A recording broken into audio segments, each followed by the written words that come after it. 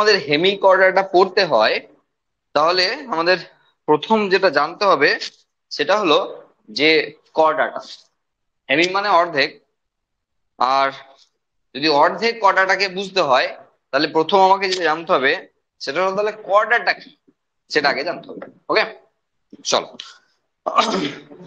দেখো, এর আগে পর্যন্ত যে একাইনোডার্মাটা মানে পরিফেরা থেকে একাইনোডার্মাটা পর্যন্ত আমরা পড়েছি, তাতে তাদেরকে সকলকে একসঙ্গে আমরা বলবো নন কর্ডাটা। তার মানে নন কর্ডাটা, কর্ডাটা, মাঝখানে হেমিকর্ডাটা, অর্ধেক কর্ডাটা। তাহলে হেমিকর্ডাটার ক্যারেক্টার গুলো পড়ার আগে আমরা কর্ডাটার ক্যারেক্টার গুলো একবার দেখে নিই, ঠিক আছে? দিয়ে আমরা নন কর্ডাটা মানে হেমিকর্ডাটা ফিরে আসবো। যদিও হেমিকর্ডাটা একেবারেই ইম্পর্টেন্ট না আমাদের পরীক্ষার জন্য, এবং কোনো পরীক্ষার জন্যই নয় সেই অর্থে বলতে গেলে কোনো পরীক্ষায় হেমিকর্ডাটা থেকে কোশ্চেন আসবে না, ঠিক আছে? তবু আমরা যেহেতু পড়ছি একটা সিস্টেমেটিক ওয়েতে, আমরা অবশ্যই সেখানে একবার দেখবো হেমিকর্ডাটা কি বা কারা, কি আছে বৈশিষ্ট্য তার, সেগুলো আমরা দেখবো। আচ্ছা, কর্ডাটা হতে গেলে হ্যাঁ অনেক বৈশিষ্ট্য আমাদের লিখতে হবে।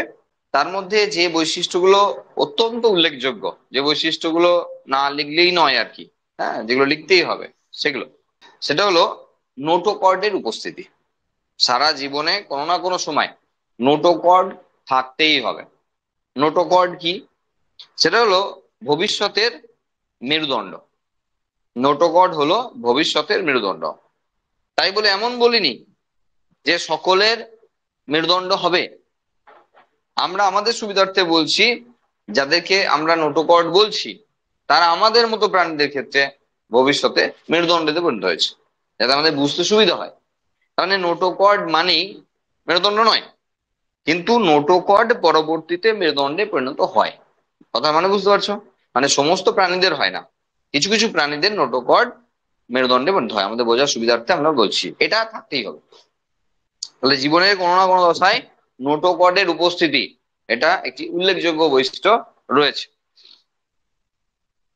সেকেন্ড, নার্ভ গটের উপস্থিতি জীবনের কোনো না কোনো দশায় থাকতেই হবে। নার্ভ গট কি? যা পরবর্তীকালের সুষুম্না কাণ্ড, যা পরবর্তীকালে সুষুম্না কাণ্ড আমাদের মতো প্রাণীদের ক্ষেত্রে। আমরা জানি সুষুম্না কাণ্ড কি, মেরুদণ্ডের ভেতরে রয়েছে সুষুম্না কাণ্ড। এটা থাকতেই হবে। তার মানে এটা আবারও বলছি যে আমি এমন বলিনি যে প্রত্যেকের ওটা পরবর্তীতে সুষুম্না কাণ্ডে পরিণত হবে, এমন বলছি না আমরা। কিন্তু আমরা বলছি যে পরবর্তীকালে নার্ভ গট সুষুম্না কাণ্ডে পরিণত হবে। ওকে, নেক্সট 3 নম্বর ক্রাইটেরিয়া, সেটা হলো গলবিলীয় ফুলকা ছিদ্র থাকতেই হবে। গলবিলীয় ফুলকা ছিদ্র বিষয়টা কি সেটা আমরা অন্য জায়গায় দেখবো আস্তে আস্তে। হ্যাঁ, আমরা কিছু কিছু প্রাণীর ক্ষেত্রে দেখলে বুঝতে পারবো। এই যে পরে আমরা অন্য জায়গায় গিয়ে দেখছি কিছু প্রাণী, এই যে মুখের পরই ছিদ্র রয়েছে না, ফুটো ফুটো ফুটো ফুটো, এইটাকে বলা হয় গলবিলীয় ফুলকা ছিদ্র। এই গলবিলীয় ফুলকা ছিদ্র থাকতেই হবে জীবনের কোনো না কোনো দশায়। এখন হয়তো ভাবছো যে স্যার গলবিলীয় ফুলকা ছিদ্র মানে আমাদের মতো প্রাণীদের ক্ষেত্রে, আমাদের আবার কোথায় ফুলকা? হ্যাঁ, আমাদের তো ফুলকাই নেই, আমাদের তো ফুসফুস আছে। হ্যাঁ, তাহলেও আমাদের জীবনের কোনো না কোনো দশায় গলবিলীয় ফুলকা ছিদ্র থাকবে। এই যে কোনো না কোনো দশায় বলা হচ্ছে বারবার, তার মানে আমরা যখন একদম ভ্রূণ অবস্থায়, যখন ছোট অবস্থায় ছিল, মাতৃগর্ভে ছিলাম, তখন ছিল গলবিলীয় ফুলকা ছিদ্র, এখনো আছে, তখন ছিল মানে থাকে আর কি। এই যে বলছি জীবনের কোনো না কোনো দশায় থাকবে, তাহলে কাউরি কাউরির ক্ষেত্রে তার সারা লাইফ পিরিয়ড ধরে আমরা দেখতে পাচ্ছি গলবিলীয় ফুলকা ছিদ্র, আর কাউরির কাউরির জন্য আমরা দেখতে পাচ্ছি যে জীবনের কোনো একটা সাময়িক সময়ে সার্টেন পিরিয়ডে দেখা যাচ্ছে এই গলবিলীয় ফুলকা ছিদ্র, ঠিক আছে? তা থাকতেই হবে।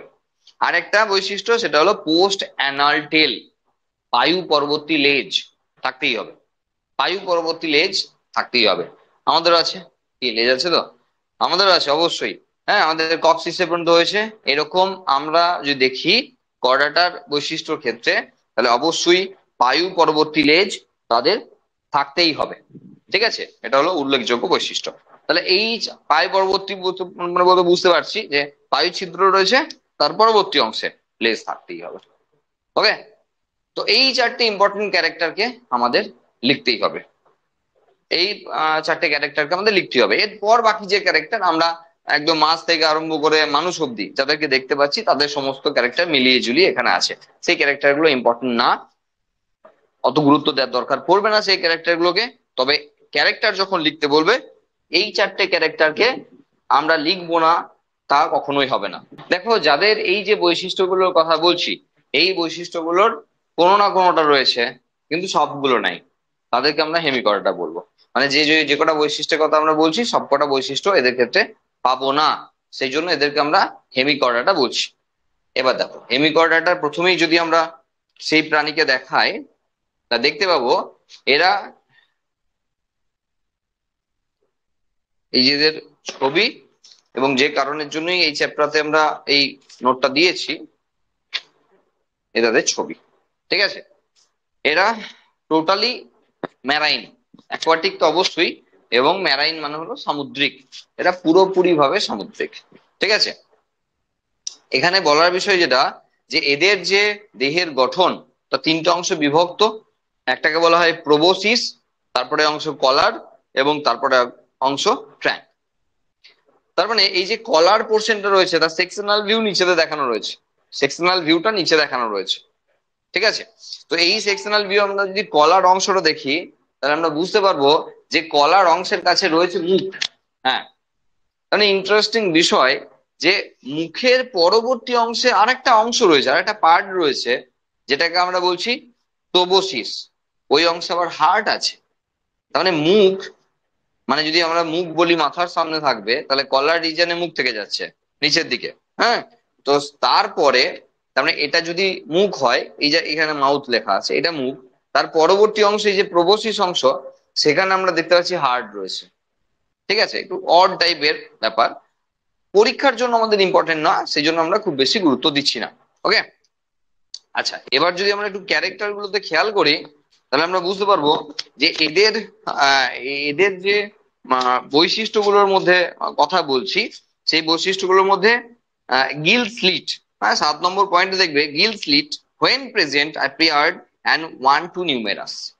মানে এই যে বলছিলাম গলবিলীয় ফুলকা ছিদ্র থাকতে হবে জীবনের কোনো না কোনো দশায়, তা এদের রয়েছে। এবং আহ থাকতে পারে, রয়েছেই বলবো না, থাকতে পারে হোয়েন প্রেজেন্ট, যদি থাকে তাহলে 1 থেকে অনেক তাদের সংখ্যা হবে এবং পেয়ারিং এ থাকবে। তো এটা এদের বৈশিষ্ট্যের মধ্যে যে থাকতেও পারে, নাও থাকতে পারে, আমরা কটাটাই বলছিলাম থাকবেই। হ্যাঁ, সেই ক্যারেক্টার কিন্তু এখানে ম্যাচ করছে না। আচ্ছা, এখানে দেখবে 5 নম্বর পয়েন্ট একটা জায়গায় দেওয়া রয়েছে, buccal diverticulum earlier considered as notochord present in proboscis.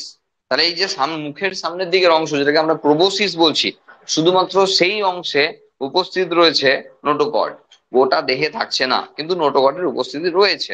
ঠিক আছে, তো এটা ওই অর্ধেক অর্ধেক ক্যারেক্টারের মতো লাগছে, সেই জন্য আমরা এদেরকে অর্ধেক কর্ডাটা বলছি। এবং যদি আমরা যে নার্ভ কর্ডের কথা বলছিলাম, সেই নার্ভ কর্ডও কিন্তু গোটা বডি জুড়ে নেয়। ঠিক আছে, এই রকমের ক্যারেক্টার থাকার জন্য এদেরকে আমরা হেমিকর্ডাটা বলছি। ঠিক আছে, আবারও বলছি, কোনো পরীক্ষায় এদের আসবে না, ম্যাক্সিমাম জায়গাতে হয়তো এদেরকে পড়তেই হবে না। ঠিক আছে, সেই জন্য আমরা জাস্ট, যেহেতু নন কর্ডার থেকে কর্ডারে ঢুকছি, কিছু না বলে যাব, সেই জন্য জাস্ট হেমিকর্ডাটাকে ছুঁয়ে দেওয়া। ওকে, এরপর দেখো, তার মানে আমরা কি বললাম, আমরা প্রথমে সেই পরিফেরা থেকে বা তার আগে প্রোটোজোয়া থেকে পড়ে আসছিলাম। ঠিক আছে, তাহলে একদম প্রোটোজোয়া থেকে, তারপরে পরিফেরা, নিডারিয়া, টিনোফোরা, প্ল্যাটিহেলমিনথিস, নেমাটোহেলমিনথিস, তাই না, তারপরে আর্থ্রোপোডা, মোলাস্কা, এই কাইনোডার্মাটা, এতদূর পড়ছিলাম আমরা নন কর্ডাটা। তার পরবর্তী ফাইলাম পড়লাম আমরা হেমিকর্ডাটা। এর পরবর্তী যে ফাইলাম রয়েছে তা হলো কর্ডাটা। এবার আমরা বলেছিলাম দেখো, যে আপ টু হেমিকর্ডাটা আমরা পড়বো ফাইলাম পর্যন্ত, মানে হেমিকর্ডাটা অব্দি আমরা ফাইলাম পর্যন্ত পড়বো, তার নিচে নামার দরকার নাই। আমরা একটা জায়গায় তো ক্লাস নিয়ে আলোচনা করিনি, এই যে ট্যাক্সোনমিক্যাল হায়ারার্কি, যেখানে ফাইলামের নিচে আমরা ক্লাস আছে জানি, তো একটা গ্রুপে কিন্তু আমরা ক্লাস নিয়ে আলোচনা করিনি, কিন্তু কর্ডাটা থেকে এসে আমরা ক্লাস নিয়ে আলোচনা করব, কারণ আমাদের সিলেবাসে কর্ডাটায় আপ টু ক্লাস আছে। ঠিক আছে, বুঝতে পেরেছি আপনার কথাটা, মানে তাহলে কর্ডাটাতে যেহেতু আপ টু ক্লাস আছে, আমরা কর্ডাটাতে সেই বিষয় নিয়ে আলোচনা করব। এবার দেখো, কোয়াড্রাটার যদি আমরা ক্লাসিফিকেশন দেখি, কোয়াড্রাটা যদি ক্লাসিফিকেশন দেখো একবার, তাহলে এখানে ইউরোকর্ডাটা, সেফালোকর্ডাটা, আর যে বৈশিষ্ট্যগুলো আমরা বলছিলাম, হ্যাঁ, সেই বৈশিষ্ট্যগুলো এখানে আছে। যে বৈশিষ্ট্যগুলো আমরা একটু আগে আগে বলছিলাম, যে এই যে তোমার 4টে বৈশিষ্ট্য আমরা বলেছি, তার মধ্যে নোটোকর্ড এখানে বলেছি, নার্ভ কর্ড, এই যে ডরসাল হলো নার্ভ কর্ড, এবং আমরা বলেছিলাম গলবিলীয় ফুলকা ছিদ্র, এই যে ফ্যারেঞ্জিয়াল স্লিট যাকে গলবিলীয় ফুলকা ছিদ্র বলা হয়, আর পোস্ট অ্যানাল টেল মানে পায়ু ছিদ্র পরবর্তীতে একটা লেজ থাকবে। এই চারটে বৈশিষ্ট্য বলেছিলাম, এগুলোকে জানতেই হবে, সেই বৈশিষ্ট্যগুলো এই ছবিতে দেওয়া আছে। ঠিক আছে, আমরা সমস্ত বইয়েতেই পেয়ে যাবো, একবার করে দেখে নেবো। কর্ডাটার বৈশিষ্ট্য অবশ্যই জানতে হবে, পরীক্ষায় পড়বে। ওকে, এবার কর্ডাটার যদি আমরা ভাগ করি, তাহলে সেখানে আমরা কর্ডাটাকে তিন ভাগে ভাগ করছি, ভালো করে বুঝবে। কর্ডাটাকে আমরা তিন ভাগে ভাগ করছি, ইউরোকর্ডাটা, সেফালোকর্ডাটা আর ভার্টিব্রাটা। ইউরোকর্ডাটা, আবার একটা বিষয় বলার আছে, সেটা হলো ইউরোকর্ডাটা আর সেফালোকর্ডাটা এই দুটো জিনিস আমাদের পরীক্ষার জন্য লাগবে না, মানে এইগুলো সেই অর্থে সিলেবাসের মধ্যে নেই, কিন্তু আমরা যেহেতু আপ টু ক্লাস করবো, আমরা লাফিয়ে লাফিয়ে তো যেতে পারি না, তাহলে আমাদের পার্টিকুলার একটা সিস্টেমেটিক ওয়েতে দেখতে হবে। তার মানে আমরা যখন ফাইলাম কর্ডার নিয়ে আলোচনা করছি, তখনই কিন্তু আমরা প্রথমেই তাকে তিনটে ভাগে ভাগ করছি। আরেকটা জিনিস দেখবে, যে যখন আমরা কর্ডাটাকে তিনটে ভাগে ভাগ করছি, খুব বড় বড় করে লেখা আছে সাব ফাইলাম। আমরা বলেছিলাম যে প্রত্যেকটা ট্যাক্সনের ক্ষেত্রে বা ক্যাটাগরির ক্ষেত্রে নিচে সাব ওপরে সুপার যোগ করা হয়, নিচে সাব ওপরে সুপার যোগ করা হয়। তাহলে এখানে আমরা যেগুলো দেখাচ্ছি সেগুলো কর্ডাটার ক্ষেত্রে সাব ফাইলাম, কারণ কর্ডাটা নিজে একটা ফাইলাম। তাহলে এখানে বলছি আমরা রয়েছে ইউরোকর্ডাটা, রয়েছে সেফালোকর্ডাটা, আর রয়েছে ভার্টিব্রাটা। ভার্টিব্রাটা, ঠিক আছে, এই তিনটে গ্রুপে বা তিনটে সাব ফাইলামে আমরা ভাগ করছি। এই যে ইউরোকর্ডাটা আর সেফালোকর্ডাটাকে আমরা বলছি আমাদের পরীক্ষার জন্য তেমন ইম্পর্টেন্ট না, আমাদের তেমন করে পড়ার প্রয়োজন নেই। ইউরোকর্ডাটা জাস্ট একবার শুনবো একটু করে, হ্যাঁ। ইউরোকর্ডাটা, ইউরোজ মানে ইউরো শব্দের অর্থ হলো টেল বা লেজ। আর এই যে কর্ডাটা শব্দটা এসছে যেখান থেকে, সেটা হলো কর্ড, ঠিক আছে, নোটো কর্ড, ওখান থেকে এসছে কথাটা।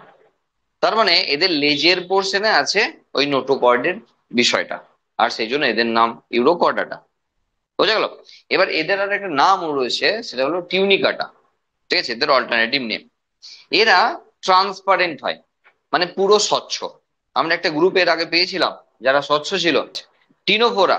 টিনোফোরা গ্রুপে আমরা দেখেছিলাম সব স্বচ্ছ, বলেছিলাম চন্দননগরের লাইট জ্বলে তাদের, মনে পড়ছে? পুরো স্বচ্ছ বডি ছিল, হ্যাঁ। তো সেই টিনোফোরা গ্রুপের যে সমস্ত ফাইলামের যে সমস্ত মেম্বাররা ছিল, তাদের ক্ষেত্রে কিন্তু আমরা পেয়েছিলাম এই ধরনের বিষয়। ঠিক আছে, আমরা ইউরোকর্ডাটাতে এসেও একই রকম বিষয় পাচ্ছি, তবে লাইটিং সিস্টেমটা নাই, ট্রান্সপারেন্ট বডি এই বিষয়টা রয়েছে। ঠিক আছে, ট্রান্সপারেন্ট বডি এই বিষয়টি রয়েছে। যে ইউরোকর্ডাটার ক্ষেত্রে যদি আমরা দেখি একবার, তাহলে কি রয়েছে দেখো। এখানে যদি বৈশিষ্ট্য অনুযায়ী দেখি, টিউনিকাটা কেন বলা হচ্ছে, তার কারণ এদের যে বডি, অ্যাডাল্ট বডি, তার চারপাশে টিউনিক লেয়ার দিয়ে ঘেরা আছে, যেটা ট্রান্সপারেন্ট, সেই জন্য এদের নাম টিউনিকাটা। আর যার মাধ্যমে এরা সাবস্ট্রেটামের সঙ্গে আটকে থাকে, কোন একটা জায়গার সঙ্গে নিচে আটকে থাকে, প্রথম কথা। দ্বিতীয় কথা, notochord is only present in the tail of the larva. শুধুমাত্র লার্ভা দশায়, তাও লেজের পোর্শনে শুধুমাত্র নোটোকর্ড প্রেজেন্ট রয়েছে, and disappears in the adult. যখন প্রাপ্তবয়স্ক হয়, যখন পরিণত হয়, তখন নোটোকর্ড হাওয়া আছে। তুমি আবার যেন হেমিকর্ডাটার সঙ্গে মেলাতে লেগো না, কারণ তুমি বলবে স্যার তাহলে কি হলো ব্যাপারটা, হেমিকর্ডাটা এরকম অর্ধেক অর্ধেক কেমন কেমন বলছিলেন। না না, আরো বৈশিষ্ট্য আছে, আরো বৈশিষ্ট্য আছে, সেগুলো সব থাকছে। হ্যাঁ, আমরা দেখো যখন আমরা কার্বোহাইড্রেট পড়েছিলাম, একটু মনে করে দেখো, আমরা বলেছিলাম কার্বন হাইড্রোজেন অক্সিজেন থাকবে, হাইড্রোজেন অক্সিজেনের রেশিও 2:1 থাকবে। আমরা বলেছিলাম অ্যালডিহাইড বা কিটো গ্রুপ থাকবে, আমরা বলেছিলাম একাধিক ওয়েইস থাকবে। দেখো, তাই বলে ডি অক্সি রাইবোজ, যার হাইড্রোজেন এবং অক্সিজেনের রেশিও 2:1 ছিল না, তাকে আমরা কি কার্বোহাইড্রেট বলিনি? বাকি ক্যারেক্টার তো ম্যাচ করছিল, সেই জন্য তাদেরকে আমরা কার্বোহাইড্রেট বলতে পারছিলাম। বোঝা গেল কথাটার মানে আমার? তার মানে সব বৈশিষ্ট্য এখানে ম্যাচ করাচ্ছে, এবং সেটা জীবনের কোনো না কোনো দশায় ম্যাচ করাচ্ছে। সেইভাবে কিন্তু এই বৈশিষ্ট্যগুলো অবশ্যই হেমি করাটাতে না আগে ইউরো করাটাই চলে এসছে। ওকে, আচ্ছা, the dorsal tubular nerve gourd is found in the larva and is replaced by the dorsal ganglion in the adult. তাহলে ছোটবেলাতে নার্ভ কর্ড রয়েছে, যেটা বড় অবস্থাতে ডরসাল গ্যাংলিয়ন হিসাবে, ডরসাল মানে পিঠের দিকে আর কি, হ্যাঁ, ডরসাল সাইড মানে পিঠের দিকে। এই যে ছবিটা আমরা দেখতে পাচ্ছি, এই যে ডরসাল হলো নার্ভ কর্ড, হ্যাঁ, ডরসাল মানে পিঠের দিকে, তাহলে সেই পিঠের দিকে কিন্তু এদের যে নার্ভ কর্ড সেটা পরবর্তীতে বেসাল গ্যাংলিয়া ফর্ম করেছে। ওকে, তাহলে এই বৈশিষ্ট্যটি রয়েছে ইউরোকর্ডাটার ক্ষেত্রে, আর তেমন কিছু এখানে পড়ার নাই। ঠিক আছে, নেক্সট সাবফাইলাম, সেটা হলো সেফালোকর্ডাটা।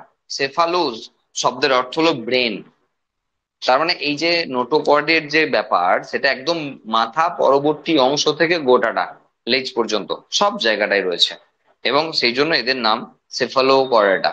ঠিক আছে, এবং এখানে যদি আমরা দেখি সেফালোকর্ডাটার কিছু বৈশিষ্ট্য, দেখো, the persistent notochord extends forward beyond the brain, brain থেকে পরবর্তী গোটা অংশে কিন্তু রয়েছে, Haynes there is called Cephalochordata. ঠিক আছে, ব্রেনের এই যে সেফালো কথাটির অর্থ ব্রেন, সেই জন্য। ঠিক আছে, the notochord persist throughout the life, মানে নোটোকর্ডটা কিন্তু সারা জীবন ধরে রয়েছে, এবং pharyngeal slit are more numerous and better develop, তাহলে ফ্যারেঞ্জিয়াল স্লিট বা গলবিলীয় ফুলকা ছিদ্রের যে কথা হচ্ছিল সেটাও রয়েছে, ভালোভাবে রয়েছে, আরো ডেভেলপ কন্ডিশনে রয়েছে। তাহলে কর্ডাটা হওয়ার জন্য সমস্ত বৈশিষ্ট্যই মোটামুটি মানছে, তাহলে অবশ্যই এরা কর্ডাটার আন্ডারে পড়ে, এবং একটি সাব ফাইলাম হিসাবে সেফালোকর্ডাটা রয়েছে। আমাদের পড়ার মেন যে বিষয় সেটা হলো ভার্টিব্রাটা। ভার্টিব্রাটা যাদের ক্ষেত্রে ভার্টিব্রাল কলাম আছে, মানে মেরুদণ্ড আছে, মানে মেরুদণ্ডী যারা, তাদেরকে বলা হচ্ছে এই গ্রুপে। ঠিক আছে, সেই জন্য ভার্টিব্রাটার জায়গাটা আমাদের কাছে ইম্পর্টেন্ট, এটা আমরা পড়বো। আমরা বলেছিলাম আপ টু ক্লাস পড়বো, ক্লাস তো এখনো আসেনি। তাহলে ফাইলাম, তার নিচে সাব ফাইলাম এলো। এবার একটু খেয়াল করে দেখো, এই যে ভার্টিব্রাটাকে যখন ভাগ করা হচ্ছে, ক্লাস আসার আগে আরেকবার আসছে সুপার ক্লাস। তাহলে আমরা বলেছিলাম নিচে সাব উপরে সুপার অ্যাড করা হয়। লিনিয়াস যখন ট্যাক্সোনমিক্যাল হায়ারার্কি দিলেন তখন দেখা গেল যে সেখানে রয়েছে 7টা ক্যাটাগরি, কিন্তু আলটিমেট এখন পর্যন্ত প্রায় 23টা ক্যাটাগরি চলে এসছে। তার মানে আমরা বলেছিলাম যে উপরে সুপার নিচে সাব অ্যাড করা হচ্ছে, দিয়ে সংখ্যাটাকে বাড়ানো হয়েছে, এবং শেষে গিয়ে তো সাব স্পিসিসের পর আরো তো ক্যাটাগরি ভ্যারাইটি এসব জিনিসপত্র রয়েছে, সব মিলিয়ে 23টা। তো এখানে একই বিষয়, যে যেখানে আমরা এটা ফাইলাম বলছি, আর নিচে সাব ফাইলাম, এরপর হবে সুপার ক্লাস, আর তারপর ক্লাস। কারণ কোন একটা স্ট্যান্ডার্ডের উপরে সুপার নিচে সাব, তাহলে ফাইলামের নিচে সাব অ্যাড করা হলো, ক্লাস আসার আগে সুপার অ্যাড হলো, তাহলে সাব ফাইলামের নিচে সুপার ক্লাস। বোঝা গেছে সিস্টেমটা? আগেই আমরা বুঝিয়ে রেখেছি যখন হায়ারার্কি পড়ানো হয়েছিল। দেখো, ভার্টিব্রাটার যে ক্লাসিফিকেশন, সেখানে অ্যাগনাথোস্টোমাটা আর ন্যাথোস্টোমাটা দুই ভাগে ভাগ করা হচ্ছে। অ্যাগনাথোস্টোমাটা মানে কি? যাদের চোয়াল নেই, তারা হলো অ্যাগনাথোস, শব্দের অর্থ হলো চোয়াল, তাহলে এ ফর অ্যাবসেন্ট। তাহলে অ্যাগনাথোস্টোমাটা যাদের ক্ষেত্রে চোয়াল নেই, এই যে উপর নিচে চোয়াল রয়েছে দুটো, আমাদের রয়েছে, মাছেদের রয়েছে, সবার আছে, আমরা মাছ থেকে মানুষ বলে দিলাম। ঠিক আছে, মানে সবার আছে চোয়াল। যাদের চোয়াল নেই, তাহলে আছেটা কি? ধরো একটা সাপ মাঝখান থেকে কেটে দিলাম, তাহলে এই জায়গাটা একদম পুরো কেটে দিয়েছি, আমার হাতটা পুরো মাঝখানে কেটে দাও, দিয়ে কেমন দেখাবে? সামনেটা এরকম আছে এদের, প্রথমেই হা মুখ। তো এই অ্যাগনাথোস্টোমাটার আন্ডারে একটাই মাত্র ক্লাস পাবো, যার নাম সাইক্লোস্টোমাটা। স্টোমাটা মানে মুখ, সাইক্লো মানে গোল, গোল মুখ, মানে এই শুরুই হচ্ছে এরকম একটা গোল মুখ দিয়ে। বোঝা গেল? শুরুই হয়ে গেল হঠাৎ করে একটা গোল মুখ দিয়ে। বোঝা গেল? সাইক্লোস্টোমাটা অনেক খুশির খবর দিচ্ছি আমি না বারবার, সাইক্লোস্টোমাটাও আমাদের পড়তে হবে না। ঠিক আছে, যেগুলো পড়তে হবে বলবো সেগুলো মনে পড়বে, যে আমাদের নিট থেকে বোর্ড সব লাগবে। ঠিক আছে, যেগুলোকে গুরুত্ব দিতে বলবো সেগুলো দেবে, কারণ এগুলো মানে ধর্তব্যের মধ্যেই আসে না আর কি। আমরা যেহেতু ক্লাসিফিকেশনটা পড়ছি তাই প্রপার ক্লাসিফিকেশন অনুযায়ী পড়ছি, না হলে এগুলো সেই অর্থে দরকার পড়বে না। কিন্তু একটা জিনিস পড়তে হবে, সেটা হলো আমাকে জানতে হবে কি পড়ছি, ওটা জানতে হবে, না পড়লেও চলবে, কিন্তু কি পড়ছি সেটা জানতে হবে। তো ক্লাসিফিকেশনে সেরকম বিষয়গুলো রয়েছে যা যা বাদ দিয়ে যাচ্ছি না, আমরা সেগুলোই বলতে চাইছি, যে কি পড়ছি সেটা জানতে হবে, না পড়লেও চলবে। ঠিক আছে, দেখো, তাহলে অ্যাগনাথোস্টোমাটা যাদের ক্ষেত্রে চোয়াল নেই, ন্যাথোস্টোমাটা যাদের চোয়াল আছে। তাহলে এদেরকে এবার সুপার ক্লাসে ভাগ করা হচ্ছে।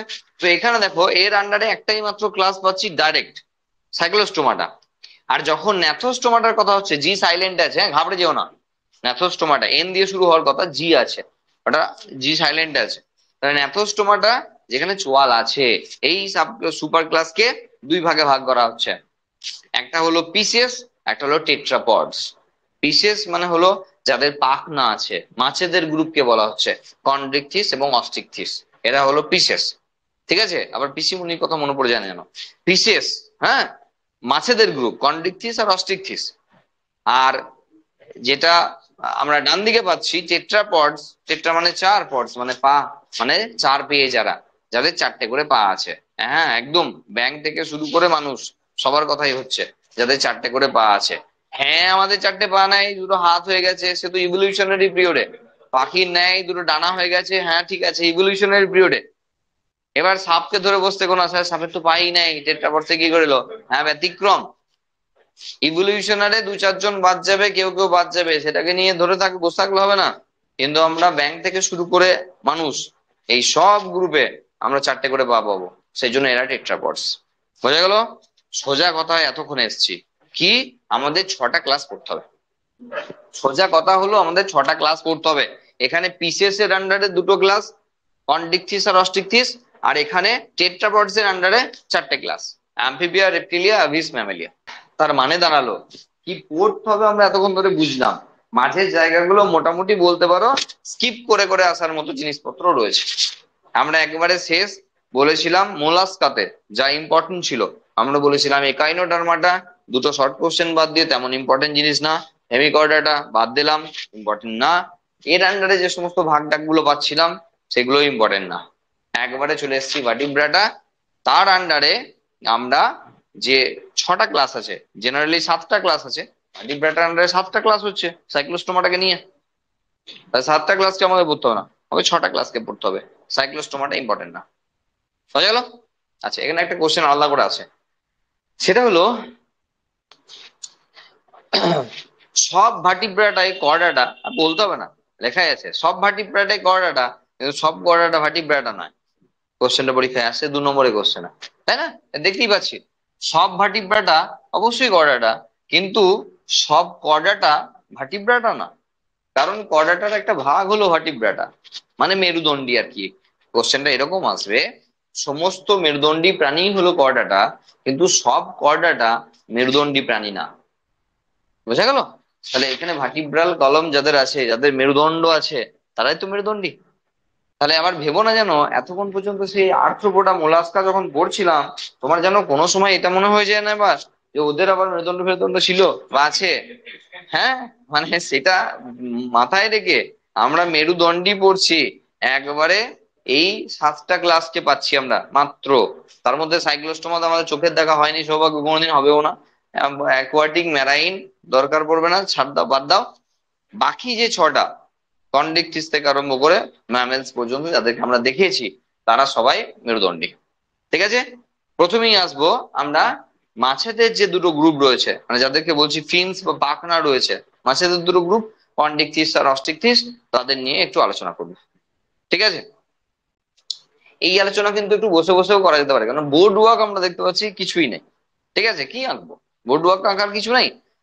তো আমরা একটু বসি, হ্যাঁ, একটা একটা করে পয়েন্ট নিয়ে ডিসকাস করব এবং মজা মজা করে আলোচনা করব, হ্যাঁ, যাতে আমাদের পড়তে এতটুকু বিরক্ত না লাগে। প্রথমেই প্রথমেই দেখো মাছেদের যে দুটো গ্রুপ রয়েছে, কন্ডিকথিস আর অস্টিকথিস, এ দুটোর মানে কি, এরা কারা? একেবারে গোদা বাংলায় বললে সামুদ্রিক যে সমস্ত মাছ রয়েছে তারা কন্ডিকথিস, আর আমাদের ফ্রেশ ওয়াটারে যে সমস্ত মাছ রয়েছে, মানে আমরা মিষ্টি জল বললেও, মিষ্টি তো নয়, স্বাদু জল বলা হয়, মানে নদী পুকুর, সমুদ্র নয়, নদী পুকুর খাল বিল হ্রদ, এইসব জায়গায় যে সমস্ত মাছ রয়েছে তাদেরকে আমরা বলি ফ্রেশ ওয়াটারের মাছ। হ্যাঁ, এবং তারা হলো অবশ্যই, তারা হলো অবশ্যই অস্টিকথিস। এবার কন্ড্রিয়ন শব্দটির অর্থ হলো তরুণাস্থি। এই যে আছে কান, নাক, এই যে আমাদের বডিতে অনেক আছে, হ্যাঁ, এগুলো তরুণাস্থি। তাহলে এই তরুণাস্থিতে তৈরি ওদের বডি, মানে ওদের যে এন্ডোস্কেলিটাল সিস্টেম, মানে অন্তঃকঙ্কাল, সেটা তরুণাস্থি দিয়ে তৈরি। আর অস্টিকথিস, অস্টিয়ন মানে হাড়, কন্ডিয়ন মানে কার্টিলেজ। তাহলে অস্টিকথিস মানে হলো যাদের হাড় আছে। হ্যাঁ, মাছেদের হাড় নেই, মাছেদের কাঁটা আছে, ওই কাঁটাই পরবর্তীকালে হাড় হবে। এই তো প্রথম প্রথম আসছে, দাঁড়াও। হ্যাঁ, এই তো শুরু হচ্ছে সবে। মানে আগে যেগুলো ছিল প্রায় লোয়ার ক্লাসের, এরপরেই আপার ক্লাস শুরু হচ্ছে। তাহলে একবারেই তো সব নিয়ে চলে আসতে পারবে না, আস্তে আস্তে করে আসবে। তো মাছেদের কাছে প্রথম কাঁটা দিয়ে শুরু হচ্ছে। ঠিক আছে, আচ্ছা। তো এটা আমরা প্রাথমিকভাবে বুঝতে পারলাম, সমুদ্রের মাছদেরকে বলছি আমরা কন্ড্রিকথিস এবং আমাদের ফ্রেশ ওয়াটারের মাছকে বলছি আমরা অস্টিকথিস, প্রথম কথা। দ্বিতীয় কথা, এটা আমরা বুঝলাম যে সামুদ্রিক যে সমস্ত মাছ রয়েছে বেশিরভাগই ক্ষেত্রে তারা তরুণাস্থি দিয়ে তৈরি, আর যেগুলো এখানকার মাছ রয়েছে সেগুলো সব অস্থি দিয়ে তৈরি। আর অস্থিকে আমরা এখানে কাঁটা বলছি। ওকে, এরপর কি কি বৈশিষ্ট্য আছে দেখো, তার আগে এবার কোশ্চেনটা শুনে নাও যে এখান থেকে কি কোশ্চেন আসবে। আমরা বোর্ডের জন্য বলছি কি কোশ্চেন আসবে। অস্টিকথিস এবং কন্ডিকথিসের মধ্যে পার্থক্য লেখো, এটি আসবে পরীক্ষায়। গোটা পাঁচেক পার্থক্য লিখতে হবে, 3 নম্বরে আসবে। যদি 2 নম্বরে আসে গোটা তিনেক পার্থক্য লিখতে হবে, তার সঙ্গে কোনো একটা লেজুর জুড়ে দেবে, যে 3 নম্বর হবে 2+1। ক্লিয়ার? কি আসছে না আসছে বুঝে গেলাম। নিচে কি আসবে, নিট এগ্রিকালচারে কি আসবে, কনসেপ্ট আসবে। কনসেপ্ট, কনসেপ্ট লাগবে।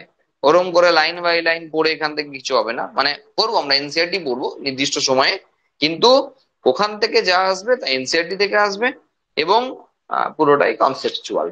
ঠিক আছে, তার জন্য আমরা যা পড়াবো এক্সেস পড়াবো, নিট থেকে এক্সেস পড়াবো আমরা। ঠিক আছে, দেখো প্রথমই পয়েন্ট রয়েছে, উঠতে হবে। প্রথম পয়েন্ট রয়েছে mouth is in vertical position. যেখানে অস্টিকথিসের মানে আমাদের এখানে, আচ্ছা আমরা ওরা করছি, হ্যাঁ আমরা মানে এই আমাদের চারিপাশে যে মাছগুলো রয়েছে, আমরা স্বাদু জলের মাছগুলোর কথা বলছি, আর ওরা মানে হলো সমুদ্র। হ্যাঁ, ও আমাদের থেকে অনেক দূরে সমুদ্র, তো ওরা মানে সমুদ্রগুলো। ঠিক আছে, চলো। তাহলে কন্ড্রিকথিসের ক্ষেত্রে মুখকে পাচ্ছি আমরা ভার্টিক্যাল পজিশনে, আর অস্টিকথিসের ক্ষেত্রে পাচ্ছি আমরা এপিক্যাল পজিশন। মানে কি, মানে হলো দেখো যে ওদের যে চোয়ালটা, তাদের মুখটা, উপরের যে চোয়ালটা সেটা অনেক বড়, আর নিচের চোয়ালটা অনেক ছোট। তাহলে মুখের পজিশনটা কি হলো, নিচের দিকে না, ভার্টিক্যাল পজিশন।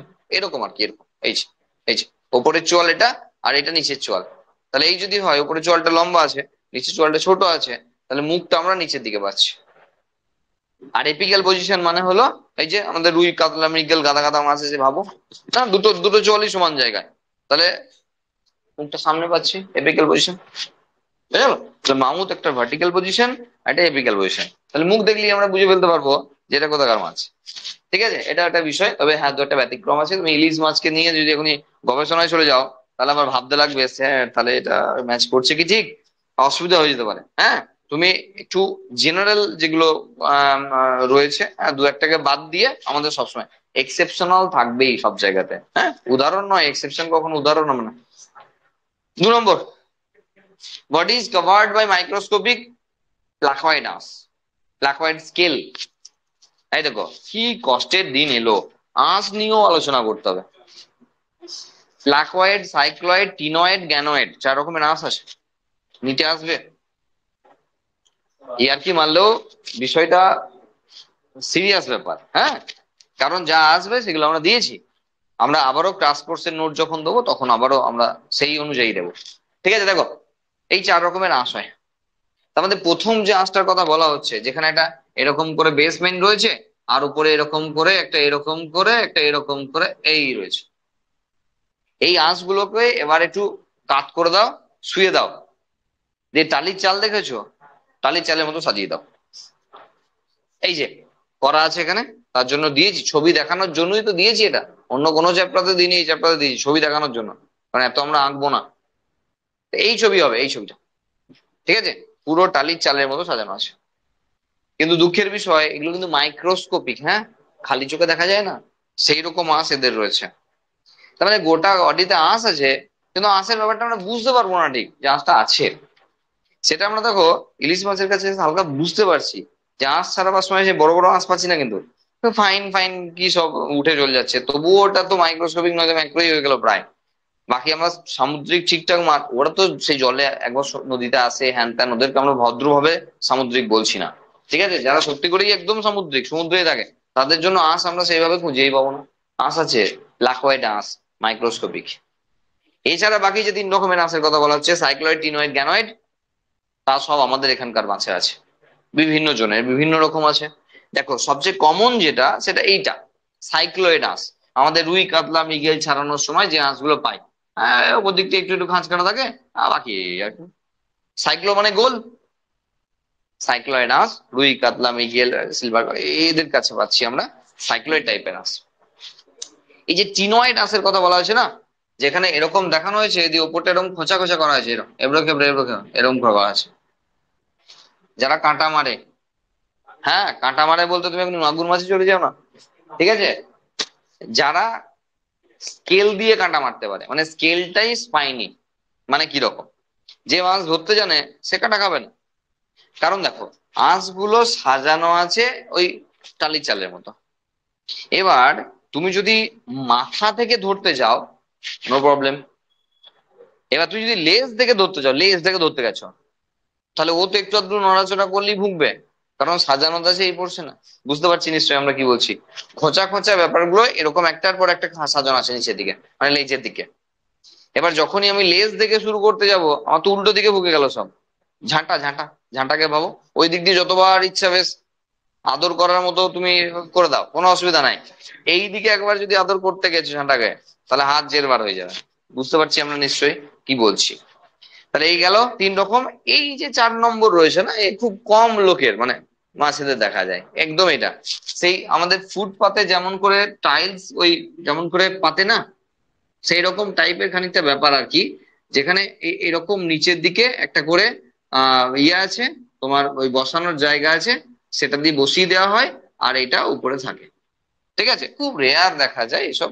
একদমই গুটি কয়েক মাছ রয়েছে যাদের ক্ষেত্রে এই রকমের আঁশ দেখা যায়, যেটাকে বলা হচ্ছে গ্যানয়েড আঁশ। ঠিক আছে, 4 রকমের আঁশ রয়েছে। প্লাকোয়েডটা সামুদ্রিকদের জন্য, বাকি যে 3 রকমের আঁশ রয়েছে তা এখানকার মাছেদের জন্য। ওকে, এই গেল আঁশ নিয়ে সব আলোচনা। কি অবস্থা। আচ্ছা, নেক্সট দেখবে 3 নম্বর পয়েন্টে দেখবে লেখা আছে paired pelvic fins are provided with clasper। গোদা বাংলায় বাঁ দিকে যখন আমরা কন্ডিকথিসের কথা বলছি তখন বলছে ক্লাসপার আছে, আর ডান দিকে ক্লাসপার নেই। ঠিক ওখান থেকে 11 নম্বর পয়েন্ট চলে এসো, ক্লোয়াকা প্রেজেন্ট, ক্লোয়াকা অ্যাবসেন্ট। তাহলে ক্লাসপার আর ক্লোয়াকা, যখন আমরা 3 নম্বর পয়েন্টে ক্লাসপারের কথা চলছে, তখন 11 নম্বর পয়েন্টে ক্লোয়াকার কথা চলছে। এগুলো কি? এগুলো হলো মেল আর ফিমেল সেক্স অর্গান, মেল আর ফিমেল সেক্স অর্গান, যেটা আমরা কন্ডিকথিস মানে সামুদ্রিক মাছেদের জন্য বলছি আছে, কিন্তু আমরা এখানকার মাছেদের জন্য বলছি নেই। কেন? দেখো, মাছ, মাছেদের গ্রুপ আর ব্যাঙেদের গ্রুপ, মানে মাছরা আর ব্যাঙরা, স্বাভাবিকভাবেই মাছ বলতে আমরা এখানকার মাছের কথা বলছি, এবং ব্যাঙেরা, এরা এই দুটো গ্রুপ এক্সটার্নাল ফার্টিলাইজেশন করে, বহির্নিষেক করে। মানে মেল পার্টনার এসে স্পার্ম ছেড়ে জলে ছেড়ে দেয়, ফিমেল পার্টনার এসে যে এগ সেগুলো ছেড়ে দেয়, কেমোট্যাকটিক মুভমেন্টের ফলে স্পার্ম এগের কাছে যায়, ফিউজ করে, দিয়ে ছানাপোনা হয়। ওকে, এটা গেল এখানকার প্যাটার্ন। এই প্যাটার্ন এখানেই হওয়া সম্ভব, তার কারণ জলের যে কোয়ালিটি, জলের যে ঘনত্ব, তাতে কোনো এফেক্ট ফেলবে না শুক্রাণু এবং ডিম্বাণুর উপর। কিন্তু যদি সমুদ্রে হয়, তাহলে স্পার্ম এবং এগ, শুক্রাণু ডিম্বাণু সব কিশমিশের মতো হয়ে যাবে, চুপসে যাবে। কেন? এক্স অসমোসিস, বহি অভিস্রবণ হবে, বাইরে ঘনত্ব বেশি থাকবে, ভেতরে ঘনত্ব কম থাকবে, জল সব বাইরে বেরোবে। 2 নম্বর, সমুদ্রে গিয়ে যদি স্পার্ম আর এগ ছাড়ে, এক ঝাপটাতে না কোথাকার স্পার্ম কোথায় গিয়ে চলে যাবে কোনো ঠিকানাই থাকবে না, যা কোনো মতেই কেমোট্যাকটিক মুভমেন্টে সম্ভব হবে না। সমুদ্রের এত জল, এত গভীরতা, সেখানে গাদা গাদা মাছও যদি শুক্রাণু আর ডিম্বাণু ছাড়ে না, তাদের কাছে সেটা পৌঁছানো দুষ্কর হয়ে উঠবে। তাহলে একাধিক প্রবলেম থাকার কারণে তারা কিন্তু ইন্টারনাল ফার্টিলাইজেশনে গেছে, একটা অ্যাডভান্স ক্যারেক্টার। আচ্ছা, কি মনে হয় কন্ডিকথিস আর অস্টিকথিস কারা এসেছে পৃথিবীতে প্রথম? আমি বলে দিচ্ছি, অবশ্যই কন্ডিকথিস এসেছে, মানে সামুদ্রিক মাছরা এসেছে। কেন? সমুদ্রেই তো আগে জীব সৃষ্টি হয়েছে। সেই অর্থে সমুদ্রের মাছরাই আগে এসছে, তারপরে এখানকার মাছরা এসছে।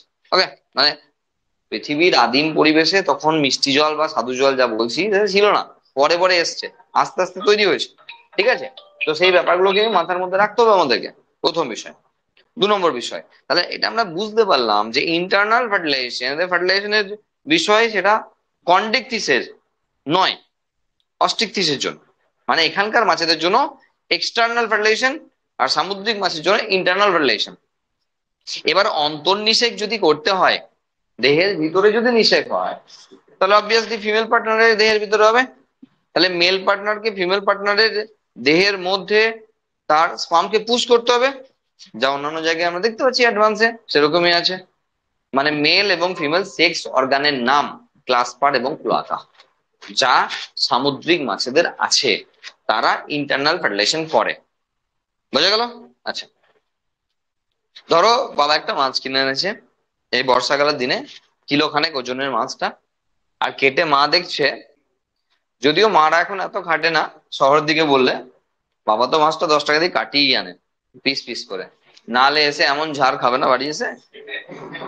যাকে ধরো আমরা ধরে নিলাম যে মাছটা গোটাই এনেছে এবং মাকে কাটতে দিয়েছে, এবং 1 কিলো মাছটা কাটার পর দেখা গেল 250 ডিম বেরিয়েছে।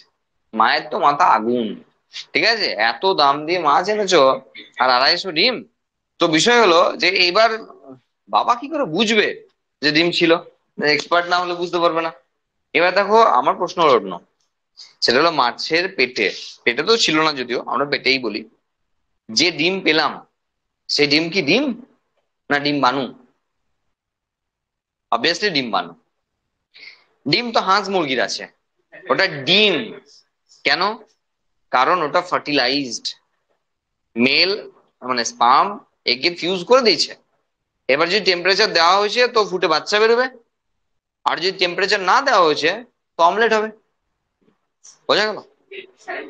এখন ডিপেন্ড করছে যে যে টাইমে ডিমটা পেরেছিল মুরগি বা হাঁস, সেই টাইমে তা দেওয়া হয়েছে কিনা, বা তা দেওয়ার মতো উষ্ণতা দেওয়া হয়েছে কিনা। সব হাঁস আর মুরগি তো বসে বসে তা দেবে না, তাহলে এত ডিম বাজারে আসতো না সব যদি বসে বসে তা দিত, তাই না? তো এটার উপর মানে আমরা বলছি এত মুরগির বাচ্চা এত ছানাপানা আসতে পারতো না, ওটা হ্যাচারিতে হ্যাচিং করানো হয়। তাহলে মাছের কাছে যেটা রয়েছে সেটা কিন্তু ডিম্বাণু, হ্যাঁ ডিম না, ওই ডিম্বাণু।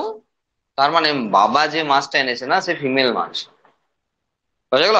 বাবা যদি মেল মাছকে আনতো তাহলে ডিমটা থাকতো না, মানে ডিম বানুটা থাকতো না। কি করে চিনবে? ওই যে এক্সপার্টই, মানে এক্সপার্ট লোক চিনতে পারবে, ঠিক আছে, তো ডিম থাকলে ভারী ভারী থাকবে এমনি দেখে বোঝা যাবে। তো ফালতু কথা, আমি গল্প বলছি। আমি বলছি যে যেটা পুরুষ মাছ, সেটার ক্ষেত্রে তার যে শ্রোণী পাখনা হয় না, ওর পরে না একটা ছিদ্র আছে, ওটা দিয়ে প্রেস করলে না সাদা দুধের মতো জিনিস বেরবে, ওটা হলো সিমেন, যার মধ্যে স্পাম আছে, ওটা মেল মাছ। আর ফিমেল মাছের পেটটা তো এমনি ভারী হয়ে থাকবে বর্ষাকালে, কারণ অনেক ডিম আছে। যদি থাকে, যদি কম সম থাকে বোঝা যাবে না, ডিপেন্ড করছে। অত আমাদের ঝামেলা দিয়ে গেলাম নাই, সোজা কথা আমরা বুঝে গেছি ইন্টারনাল ফার্টিলাইজেশন আর এক্সটার্নাল ফার্টিলাইজেশন। ঠিক আছে, কারা কি করবে কেন করবে তার উত্তর আমরা পেয়ে গেছি। নেক্সট, লেজ। লেজ রয়েছে হেটেরোসার্কেল লেজ আর হোমিওসার্কেল লেজ। সামুদ্রিক যে মাছ রয়েছে তাদের রয়েছে সব হেটেরোসার্কেল লেজ, মানে মানে দুটো লেজের, মানে লেজের যে শেষ পোর্শনটা না সমান নয়, দুটো দু রকমের। মানে বড়টা এই রকমের ওই চলে এলো, ছোটটাই ছোট, এটা লেজ। আর রুই মাছ মৃগেল মাছ দেখো মনে হচ্ছে কেউ যেন এঁকে দিয়েছে না, কেউ যেন বলছে এঁকে দিয়েছে, এরকম সমান ভাবে দুটো লেজের যে ভাগটা সেটা সমান। কেন এরকম ব্যবস্থা? তাহলে অন্য একটা বিষয় নিয়ে আলোচনা করতে হয়, সেটা হলো এয়ার ব্লাডার বা পটকা আছে কিনা। সামুদ্রিক মাছ মানে কনভিক্সিসদের পটকা নেই, আমাদের এখানকার মাছগুলোর পটকা আছে। এখন প্রশ্ন চলে এলো যে পটকার কাজ কি? আমরা জাস্ট মাধ্যমিকে পড়ে এলাম পটকার কাজ কি। তাহলে পটকার কাজ আমরা জানি, সেখানে রেড গ্ল্যান্ড এবং রেটামিলিয়া দুটো গ্ল্যান্ড আছে। একজন গ্যাস প্রডিউস করতে পারে, একজন অ্যাবজর্ব করতে পারে, সেই জন্য মাছের বডি হালকা হয়, ভারী হয়, ওপরে ওঠানামা করে, এসব জানি আমরা। আচ্ছা, এইগুলো এখানকার মাছেদের জন্য সম্ভব, কারণ যখন আমরা জানি যে গভীরতা চাপের সঙ্গে সম্পর্কিত, তাহলে এখানে একটা নদী সমুদ্র, সরি নদী, খাল বিল এইসব যা আছে তার গভীরতার কত, শোনো, একটা মাছকে ওঠানামা করতে গেলে, জলের উপরে থেকে গভীরে ওঠানামা করতে গেলে যেটুকু যেটুকু দরকার, হ্যাঁ, মানে যেটুকু তাকে তার ভাসমানতার যে ব্যাপার স্যাপার দরকার আছে, সেইটুকু ওর মধ্যেই হয়ে যায়, পটকা দিয়েই কাজ মিটে যায়, কোনো অসুবিধা নেই। কিন্তু সামুদ্রিক মাছেদের কাছে পটকা দিয়ে কাজ হবে? ওরা ওই সমুদ্রের জলের গভীরতায় আবার লবণের ঘনতা মানে লবণাক্ততা বেশি, মানে ঘনত্ব বেশি, জলের ঘনত্ব বেশি হলে সমস্যা হয়ে যাবে আরো বেশি। তাহলে সেই জায়গায় ওরা ওঠানামা করতে পটকা দিয়ে কাজ হবে না। সেই জন্য আছে হেটারোসাইকেল লেজ। দুটো পয়েন্ট একসঙ্গে চলছে, এক তো বটকা আছে বটকা নাই, তার কথা হলো। তাহলে এদের কাছে এই হেটারোসাইকেল লেজ যেটা বলছে কি, এই এক ঝাপটাতেই না সব ঠান্ডা করে দেবে, জাহাজ পর্যন্ত ডুবিয়ে দিতে পারে না। আমরা জানি সামুদ্রিক গাদা গাদা মাছ রয়েছে যারা জাহাজ ডুবিয়ে দেয়, তো সেই রকম এদের লেজের পাওয়ার আছে। তাহলে এই লেজের হেটারোসাইকেল লেজ থাকার এটা সুবিধা যে উপরের যে লেজের যে উপরের পার্টটা, সেটা এত পাওয়ারফুল যে সেটা তোমার যে কোনো গভীরতায় মোটামুটি ওরা ওঠানামা করতে অভ্যস্ত। এটা দিয়ে শুধু দিক পরিবর্তন করে না এখানকার মাছেদের মতো, তো এরা উপর থেকে নিচে, নিচে থেকে উপরে ওঠানামা করতে কাজে লাগে। তাহলে আমরা বুঝে গেলাম যে হেটারোসাইকেল লেজ আর হোমিওসাইকেল লেজ থাকার কি কারণ রয়েছে এবং কাদের রয়েছে। সঙ্গে এয়ার ব্লাডার বা পটকার কথাও শুনলাম যে কাদের রয়েছে, কেন রয়েছে, কাদের নেই, কেন নেই। আচ্ছা, গিল স্লিট। গিল স্লিট মানে গলবিলীয় ফুলকা ছিদ্র। Usually 5 pairs open separately directly to the exterior. মানে বুঝবে, দেখো এই যে আগের গ্রুপটা সাইক্লোস্টোমাটা যখন দেখিনি আমরা, এই যে গিল স্লিট এই একদম কাছে মুখের পরে না ছোট ছোট ছোট ছোট হালকা হালকা ছিদ্র আছে, এগুলোকে গিল স্লিট বলা হচ্ছে, আমরা অনেক আগে থেকেই বলছি। এই গিল স্লিট গুলো তোমার যারা আহ, সামুদ্রিক মাছ তাদের ডাইরেক্টলি ওপেন করা আছে এক্সটার্নাল মিডিয়ামের সঙ্গে, মানে জলের সঙ্গে। কিন্তু আমাদের এখানকার যে মাছ অস্টিকথিস, তাদের ক্ষেত্রে কিন্তু এরকম নাই। তাদের যে ফুলকা আছে, জানি আমরা ফুলকা চিনি, কানকো তার নিচে ফুলকা, তার ভিতরে ওই ওই গলবিলীয় ফুলকা ছিদ্র আছে। এটা পার্থক্য। ডাইরেক্টলি আমরা দেখেছি রুই মাছ মৃগেল মাছে কোনোদিন খুঁজে পেয়েছি কোথাও পোর ছিদ্র? হ্যাঁ, কানের আশেপাশে গোটা বডিতে কোথাও ছিদ্র খুঁজে পেয়েছি? এই যেমন এদের রয়েছে একদম পর পর পর পর সব টানা রয়েছে অনেক জায়গা জুড়ে। হুম, এই যে এদের এই যে এগুলো, এই যে পর পর পর পর রয়েছে দাগ দাগ, এসব কোথাও খুঁজে পেয়েছি আমাদের আজ পর্যন্ত? আমাদের রুই মৃগেল কাতলা এসব মাছে পাইনি, কারণ নেই তো। আছে, গলবিলীয় ফুলকা ছিদ্র না থাকলে সে তো করাটাই হবে না। তাহলে কোথায় আছে? সেটা হলো কানকোর নিচে যে ফুলকা আছে তার ভিতরে, ওখানে গলবিলীয় ফুলকা ছিদ্রের ব্যাপারটা আছে। সুতরাং সেখান থেকে বিষয়টি রয়েছে। ওকে, তাহলে এই পার্থক্যটা রয়েছে। অপারকিউলাম মানে কানকো, এদের তো থাকার দরকারই নেই, এদের আছে। আচ্ছা, বাকি বলে দিয়েছি। এন্ডোস্কেলিটাল মানে অন্তঃকঙ্কাল, প্রথমেই বলে দিয়েছি তরুণাস্থি বিশিষ্ট আর অস্থি বিশিষ্ট, তো দু রকমের, নামই তো তাদের তাই, কন্ডিকথিস আর অস্টিকথিস, তাই না? আচ্ছা, এই মোটামুটি বিষয় রয়েছে কন্ডিকথিস এবং অস্টিকথিসের পার্থক্য। ঠিক আছে, তার মানে মাছে যে যে দুটো গ্রুপ আমরা পড়ছি, সেই দুটো গ্রুপের মধ্যে পড়ার যে বিষয়বস্তু, তা এই এই পার্থক্যের মধ্যে সীমাবদ্ধ। ঠিক আছে, পার্থক্য তো গাদা গাদা বললাম, এই পার্থক্যগুলোর মধ্যে নিজের পছন্দ মতো ভালো ভালো, ছোট ছোট নয়, ভালো ভালো যে পার্থক্যগুলো আছে যেগুলো এক্স্যাক্টলি তাদের ডিফাইন করে, আলাদা করে, সেই রকমের পার্থক্য আমরা 5টা করে রাখবো। ঠিক আছে, এটা আমি বোর্ডের জন্য বললাম, নিটের জন্য কোনো কথা বলবো না, কারণ জানতে হবে, জানতে হবে এদের সম্পর্কে, জানতে হবে যে যা বললাম ওকে জানতে হবে। আর এনসিইআরটি পড়বো, ফলো করবো, দেখবো যা যা আছে সেই সমস্ত আমরা বলবো। ঠিক আছে, নেক্সট অ্যাম্ফিবিয়া, পরবর্তী ক্লাসের নাম। তাহলে দুটো ক্লাস হলো কন্ডিকথিস অস্টিকথিস, নেক্সট ক্লাস অ্যাম্ফিবিয়া। দেখো, সেই ব্রাওফাইটার মতো গল্প বলবো। ব্রাওফাইটাকে আমরা উদ্ভিদ রাজ্যের উপসর বলেছিলাম না, অ্যাম্ফিবিয়ান প্ল্যান্টস বলেছিলাম। ব্রাওফাইটাকে আমরা যখন প্ল্যান্ট ক্লাসিফিকেশন পড়াই তখন ব্রাওফাইটাকে বলেছিলাম, আর তখন একটা গল্প বলেছিলাম যে অ্যালগি রয়েছে পৃথিবীতে, সেই অবস্থায় ব্রাওফাইটা আসছে অ্যালগি থেকে, এসে দেখলো জলে প্রচুর কম্পিটিশন আর ডাঙাটা পুরো ফাঁকা, কেউ নাই। সেই জন্য ওরা ডাঙায় বসবাস করতে শুরু করলো। কিন্তু ওই যে জলের যে নেশা আগে ছিল, মানে ওই আর কি প্রয়োজনীয়তা, সেটা যাবে কোথায়? সেই জন্য রিপ্রোডাকশনের সময় জল লাগছিল। উভচর বলেছিলাম। তাহলে অ্যাম্ফিবিয়া উভচর কাদের বলা হয়? আমরা আগে বলেছি তাই, নালে 80% স্টুডেন্ট একই উত্তর দেবে, যে যারা জলেও থাকে ডাঙায় থাকে তাদের গোচর বলা হয় না। কিন্তু উত্তর তো সেটা নয়। যাদের জীবনকালের একটা দশা জলে কাটায়, একটা দশা স্থলে কাটায়, তারাও গোচর। তো তাদের জীবন চক্রের একটা দশা জলে, একটা দশা স্থলে, এই বিষয়টি না। জলে থাকে ডাঙায় থাকে নয়। তাহলে আমরা অ্যাকোয়াটিকাতে চান করতে গিয়ে 4 ঘন্টা ওয়াটার পার্কে চান করলাম, তাহলে আমরা গোচর হয়ে গেলাম, এরকম নয়। হ্যাঁ, যাকে একই গল্প ব্যাঙেদের ক্ষেত্রে, মানে ব্যাঙেদের গ্রুপের জন্য কিরকম, সেটা হলো যে যখন আসছে, তো ন্যাচারালি সাপ থেকে সরি মাছ থেকে ব্যাঙেদের গ্রুপ আসছে, দেখা টুপ করে তার পড়ে যায়নি পৃথিবীতে, এভলিউশন হয়েছে, অভিব্যক্তির পথ ধরে এসছে। তাহলে যখন অ্যামফিবিয়া আসছে পৃথিবীতে, এসে দেখলো জলে প্রচুর কম্পিটিশন, অলরেডি মারপিট করছে মাছেরা, আর ডাঙা পুরো ফাঁকা। তোমাকে মাথায় রাখতে হবে, রেপটিলিয়া, অ্যাভিস, ম্যামেলিয়া কেউ নাই, পুরো ফাঁকা তখন, তাই না? এরকম তো তোমাকে বুঝতেই হবে যে নেই তো এরকম। তাহলে সেই টাইমে এসছে ব্যাঙরা পৃথিবীতে আসছে। এবার ওই যে জলের নেশা, বললাম না, এদেরও রিপ্রোডাকশনে জল লাগে, কারণ এক্সটার্নাল ফার্টিলাইজেশন করে, মাছেদের মতো অভ্যাসটা যায়নি এখনো, এক্সটার্নাল ফার্টিলাইজেশন করে, তাহলে জল দরকার আছে। তাহলে এমনি টাইমটা ডাঙাতে থাকলেও, হ্যাঁ তুমি বলবে এখন স্যার সোনা ব্যাংক তো জলেও থাকে, তাহলে কি বলবেন বলুন এবার। ব্যতিক্রমী সবসময় আছে, তাদেরকে ধরে এখনই ঘাঁটাঘাঁটি করলে হবে না বেশি। কিন্তু ইন জেনারেল এই ফাইলামের ক্ষেত্রে যে বিষয়টি আমরা পাচ্ছি, তা হলো যে তারা জেনারেলি ডাঙাতে থাকে, যখন রিপ্রোডাকশন হয় তখন তারা জলে রিপ্রোডাকশনটা করে। ঠিক আছে, এই হলো এদের গ্রুপের নাম, অ্যামফিবিয়া মানে উভচর, সেই তার মানে। এবার দেখো এখানে যখন আমরা পড়তে শুরু করব না, এখানে প্রথমেই বোর্ডে লাগবে না, নিটের জন্য বলছি, এখানে এজ অফ অ্যাম্ফিবিয়ান্স লেখা আছে পেলিওজয়িক এরা, এরা মানে যুগ। এই যে পৃথিবীর ইতিহাস যখন আমরা পড়বো না, অবশ্যই বায়োলজিক্যালি, সেখানে পেলিওজয়িক, মেসোজয়িক, সিনোজয়িক বিভিন্ন এরা পাবো, যুগ, যারা পরপর পৃথিবীতে বিভিন্ন টাইমে বিভিন্ন জন রাজ করতো।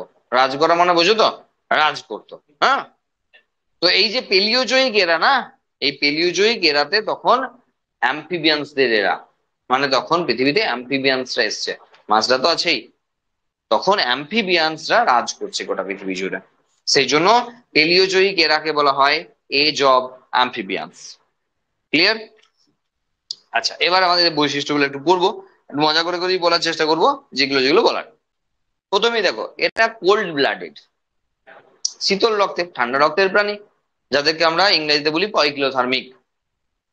আর যারা উষ্ণ রক্তে তাদেরকে বললাম আমরা হোমিওথার্মিক। তাহলে হোমিওথার্মিক আর পয়কিলোথার্মিক দু রকমের প্রাণী হয়, যারা উষ্ণতা নিয়ন্ত্রণ করতে পারে না আর যারা পারে। এখন প্রথমেই প্রশ্ন হলো যে উষ্ণতা নিয়ন্ত্রণ করতে পারে না, কেন পারে না? পাখিরা আর ম্যামেলসরা, আমরা তো পারি, তাহলে সাপ আর ব্যাঙরা পারে না কেন? মানে একজন কি করে বলছি, মানে উভচর আর রেপটিলিয়া মানে সরীসৃপ, এরা পারে না কেন? কারণ যে পোর্শনটা বডি টেম্পারেচারকে রেগুলেট করবে, সেই পোর্শনটা এদের আন্ডার ডেভেলপড। হাইপোথ্যালামাস, যারা বডি টেম্পারেচারকে কন্ট্রোল করে, সেই বডি টেম্পারেচারকে কন্ট্রোল করার জন্য যে অংশটা ব্রেনে লাগে আর কি, সেইটা এদের আন্ডার ডেভেলপড। সেই জন্য উষ্ণতা নিয়ন্ত্রণ করার জন্য যাকে লাগবে সেই ভালো করে ডেভেলপ করেনি, তাহলে কে উষ্ণতা নিয়ন্ত্রণ করবে? সেই জন্য বাইরের টেম্পারেচার যা, ভিতরের টেম্পারেচার তাই।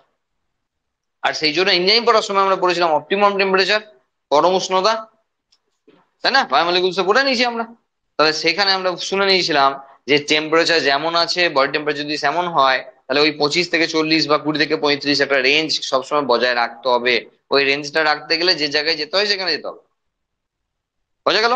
কারণ ওই টেম্পারেচারটা মেনটেন না করলে কিন্তু তার যে এনজাইম এনজাইম সেগুলো কাজ করবে না। সেই জন্য সেখানে হাইবারনেশন এবং অ্যাক্টিভেশন, মানে শীতকালীন ঘুম এবং গ্রীষ্মকালীন ঘুম, শীত ঘুম গ্রীষ্মকালীন ঘুম দুটো আছে। তো এই দু রকমের দেখায়, কেউ গ্রীষ্মকালে জলের তলায় গিয়ে, পাখির তলায় গিয়ে ঢুকে বসে থাকে, গরম করছে বলে বেশি। আর কেউ শীতকালে ঠিক উল্টোটা করে, ঘরের কোনাতে গর্তের মধ্যে সব ঢুকে বসে আছে, সাব ব্যাংরা সব করে, শুধুমাত্র বডি টেম্পারেচারকে রেগুলেট করার জন্য। তবে এমন করো না যেন শীত ঘুম মানে শীতকালে ঘুমাচ্ছে, না না, 3 মাস শীতকাল হলে 3 মাস কেউ ঘুমায় নাকি? শীত ঘুম কথাটির মানে কিন্তু এটা না। শীত ঘুম কথাটির মানে হলো তাদের মেটাবলিক অ্যাক্টিভিটি জিরো, মানে সরি, মেটাবলিক অ্যাক্টিভিটি মিনিমাম লেভেলে আছে। হ্যাঁ, মানে শুধু বেঁচে থাকার জন্য যেটুকু, বাকি সব বন্ধ। জনন থেকে আরম্ভ করে বৃদ্ধি হ্যান ত্যান সব বন্ধ। ওই সময় কিছু হবে না, কারণ একটু এনার্জি খরচা করা যাবে না। কারণ একটা সাপ ধরে একটা ইঁদুরকে নিয়ে ঢুকেছিল, ব্যাস হয়ে গেল 3 মাসের খাবার, হয় নাকি তাই? তাহলে বডি থেকে ভেঙে ভেঙে ভেঙে ভেঙে ভেঙে ভেঙে সাপটা যখন শীতকালে শেষে বেরোবে না, রোগা হয়ে গেছে বেচারি বা বেচারা, এরপর খেয়ে আবার মোটা হবে। এটাই নিয়ম। কারণ বাইরে বেরিয়ে আসবে না, টেম্পারেচার পাবে না, সেই টেম্পারেচার না হলে খুব অসুবিধা হবে। আমাদের যেমন জ্বর এলে কষ্ট হয়, তেমন ওদের ওই ঠান্ডা বা গরমে গেলে কষ্ট হবে। কারণ বাইরে যা ভিতরে তাই, বুঝতে হবে ব্যাপারটা। বোঝা গেছে? চলো বাদ দাও। তাহলে যখন তাহলে কোল্ড ব্লাডেড ব্যাপারটা বুঝেছি, এদেরকে পয়কিলোথার্মিক বলা হচ্ছে, এটা আমরা বুঝতে পেরেছি। ওকে, তাহলে উল্টো দিকে আমরা এর পরের গ্রুপকেও পয়কিলোথার্মিক বলবো। তারপরে নেক্সট গ্রুপ যখন আসবে অ্যাভিস, হ্যাঁ মানে পাখিদের গ্রুপ যখন আসবে, তখন তাদেরকে আমরা বলবো যে তারা ওয়ার্ম ব্লাডেড, হ্যাঁ, উষ্ণ রক্তের। বোঝা গেল? আচ্ছা, এবার দেখো ব্যাঙেদের কথাটা একটু ভাবো। ডাঙাতে এসছে সবেমাত্র, তারা কিন্তু জানে না ডাঙায় কেউ আছে কিনা। মোটামুটি ফাঁকা দেখছে, এসছে, থাকতে পারে কেউ, বিপদ আছে, গোটা বডি মাংস হলো, মোলাস্কার মতো উপরে একটা সেলও দেয়নি যে কেউ খেতে ভয় করবে। এইরকম অবস্থায় যখন ব্যাঙ আসছে, তখন ব্যাঙ দেখলো আমাকে যতটা কুৎসিত করে রাখা যায় ততই ভালো। ত্বক দিল রাফ, খসখসে, গুটি গুটি, মানে গুটিযুক্ত, এবং সেটা পয়জেনাস, মানে যত রকম ভাবে খারাপ করা যায় খারাপ করে রেখে দিল, যেন দেখে কারোর ভক্তি না হয়, মানে খেতে না হয়, মানে খেতে ইচ্ছা না হয়। তো মোটামুটি অ্যাম্ফিবিয়ান্সদের একটা বৈশিষ্ট্যের মধ্যে পড়ে। কারণ নতুন পরিবেশে এসে নিজেকে প্রোটেক্ট করার জন্য এর থেকে ভালো উপায় আর তাদের জানা নেই। মোল্লাস্কার মতো পুরো সেলটা দেওয়া নেই, সুতরাং গোটাটাই মাংস হলো বডি। ব্যাং তো খায়, মানুষ তো সব খায়, তাই না? তাহলে তারা জানে যে তখন মানুষ নেই, জানে না। কিন্তু ডাঙায় যখন আসছে তখন তো জানে না যে কি আছে না আছে। ঠিক আছে, দেখছে ডাঙাটা ফাঁকা ফাঁকা, এসে থাকছে, ঠিক আছে, যদি কেউ খেয়ে নেয় তার জন্য তার ব্যবস্থা রয়েছে। ওকে, আচ্ছা, এগুলোই কিন্তু আমাদের লিখতে হবে। আমি গল্প বলছি তোমাকে, এটা লিখতে হবে। অ্যাম্ফিবিয়ান্সদের ক্ষেত্রে এক্সোস্কেলেটাল স্ট্রাকচার অ্যাবসেন্ট রয়েছে বলার অপেক্ষা রাখে না, এন্ডোস্কেলেটাল স্ট্রাকচার রয়েছে। ওখানে কাঁটা ছিল, এখানে হাড় হতে আরম্ভ করেছে, কিন্তু খুব একটা মজবুত টাইপের কিছু নাই।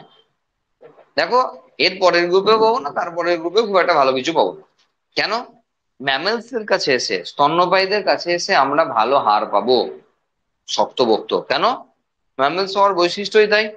কারণ ব্রেস্ট ফিডিং করা, সে জন্মানোর পর মাতৃদুগ্ধ পান করা, যার মাধ্যমে ক্যালসিয়াম তার দেহে অ্যাকুমুলেট করে এবং সেটা হাড়ের মধ্যে জমে, সেই জন্য হাড় শক্ত হয়। তাহলে যখন মুরগির ঠ্যাংটা নিয়ে এসে চিবিয়ে চিবিয়ে 12টা বাজিয়ে পেস্ট করে দিলে, আবার কেউ গিলেও নিল বা ফেলে দিলে, তখন একটা ছাগলের ঠ্যাংকে দিলে না দাঁতটা ভেঙে যাবে, ছাগলের ঠ্যাংটা ভাঙবে না। কারণ মিনারেলাইজেশন প্রসেস মুরগিদের জন্য নেই, কিন্তু ঠিক উল্টো দিকে ম্যামেলসদের জন্য ভালোভাবে আছে, মুরগিদের জন্য খুব কম মাত্রায়। সেজন্য হাড় খুব দুর্বল নরম প্রকৃতির। আর ম্যামেলসদের যেহেতু ক্যালসিয়াম খাওয়ার একটা ব্যাপার রয়েছে তাদের জন্মের সঙ্গে সঙ্গে, সেই জন্য তাদের হাড় অত্যন্ত ওয়েল ডেভেলপড। ঠিক আছে, এই ব্যাপারগুলো বুঝতে হবে, তাহলে ব্যাঙে দিতে কোনো প্রশ্নই ওঠে না। তাহলে ওদের ওই হাড্ডি এসছে, কিন্তু একদমই নরম টাইপের ব্যাপার স্যাপার, বিশেষ করে তরুণ আসতেই বেশিরভাগটা দেখা যায়। ওকে, নেক্সট, রেসপিরেটরি সিস্টেম উল্লেখযোগ্য বিষয়, কারণ এই জল থেকে ডাঙায় আসছে। তাহলে রেসপিরেশনের জন্য দুটো অপশনই রাখতে হবে। তো ছোটবেলায় যখন ব্যাঙাচি, ব্যাঙের কথাই বলছি, ছোটবেলায় যখন ব্যাঙাচি অবস্থায় রয়েছে তখন সে জলে রয়েছে, এবং যেখান থেকে সে তার যে অক্সিজেন এবং কার্বন ডাই অক্সাইডের ট্রান্সপোর্ট, মানে এক্সচেঞ্জ, ডাইরেক্টলি করে নিচ্ছে। কিন্তু যখন ডাঙায় এলো তখন ফুসফুসটাকে কাজে লাগাচ্ছে। ঠিক আছে, একটু রিস্কি হয়ে যাচ্ছে না, সেই জন্য ত্বকটাকেও ভিজে ভিজে করে রেখেছে। কেন? যাতে ত্বকের সাহায্যেও এক্সচেঞ্জটা করে নিতে পারে। কারণ এই যে প্রথম ডাঙায় আসছে, এবার হঠাৎ করে ফুসফুস নিয়ে ডাঙায় চলে এলো, এখনো তো কেউ আসে নাই ফুসফুস নিয়ে ডাঙায়। এবার ডাঙায় এলো, বলা যায় না কাজ করবে কি করবে না, কখন কি পাবে না পাবে, অক্সিজেনের অ্যাভেলেবিলিটি তখন অত নাই, তাহলে কি হবে না হবে। চলো, ত্বকটাও দিয়ে দিল। আমরা আগেও বলেছি যাদের ভিজে ভিজে ত্বক তারা ত্বকের সাহায্যে এক্সচেঞ্জ করতে পারে, আমরা কিছুতেও বলেছি, আগেও বলেছি, হ্যাঁ এখানেও পারে, এখনো পারে। বোঝা গেল, একটা অপশন রেখে দিয়েছি। নেক্সট, সেটা হলো এদের ডাইজেস্টিভ সিস্টেম ওয়েল ডেভেলপড, বলার কিছু নাই। এবং নতুন নতুন একটা জিনিস চলে এলো, সেটা হলো লিভার।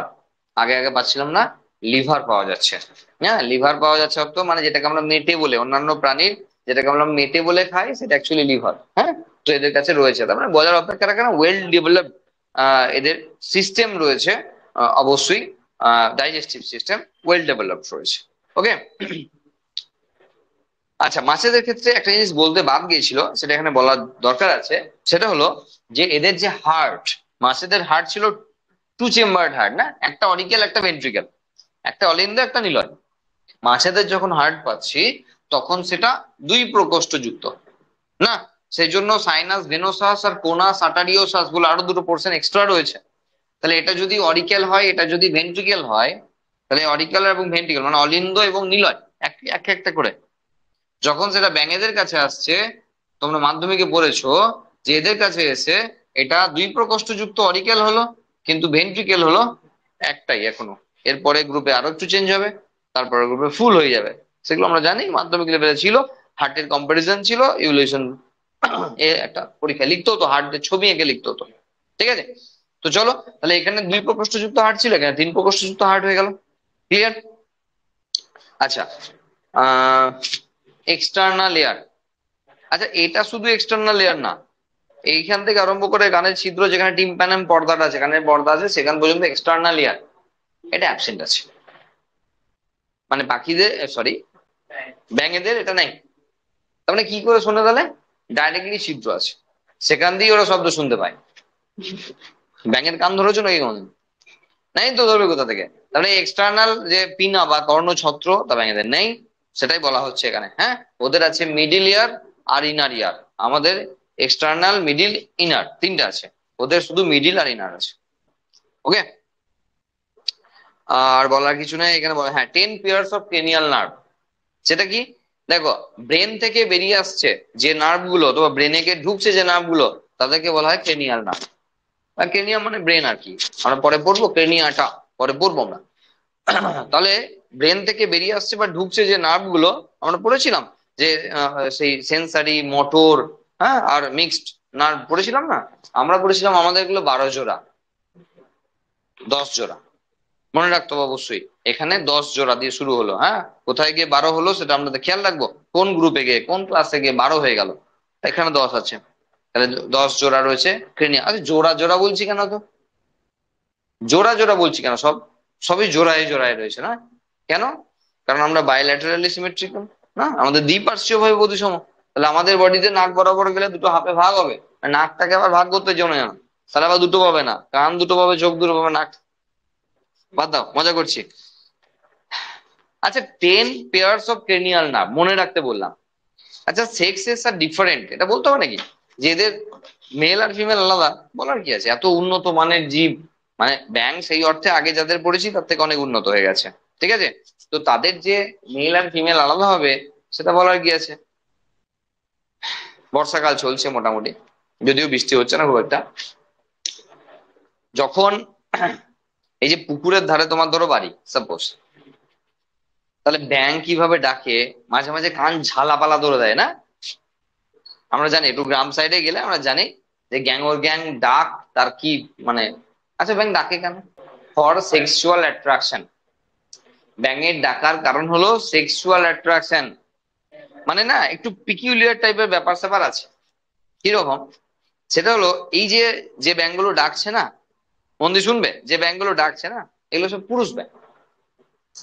তো যে যত জোরে চিৎকার করতে পারবে, ফিমেলটা তার প্রতি অ্যাট্রাক্টেড হবে। এটা হলো সিস্টেম। আর বলার কিছু নাই, নতুন করে বলা বলতে এক্সটার্নাল ফার্টিলাইজেশন আগেই আমরা বলে রেখেছি। ব্যাঙের ক্ষেত্রেও একই বিষয়। বর্ষাকালে এদের প্রজনন ঋতু, আর যখন বর্ষাকাল আসবে তখন এইভাবে মেল পার্টনার চিৎকার করবে, ফিমেল পার্টনার অ্যাট্রাক্ট হবে, আসবে, কিন্তু দুইজন আলাদা আলাদা করে স্পাম এবং এগকে রিলিজ করবে, কারণ ফার্টিলাইজেশন এক্সটার্নাল। মাথায় রাখতে হবে, ফার্টিলাইজেশন এক্সটার্নাল, ইন্টারনাল নয়। তাহলে এক্সটার্নালি এগ এবং স্পার্মকে রিলিজ করলো, ওই কেমোট্যাকটিক মুভমেন্টের থ্রু দিয়ে অ্যাট্রাক্ট হলো, ওখানে ফার্টিলাইজ হলো, তারপর সে ডিম ফুটে ব্যাঙাচি হবে।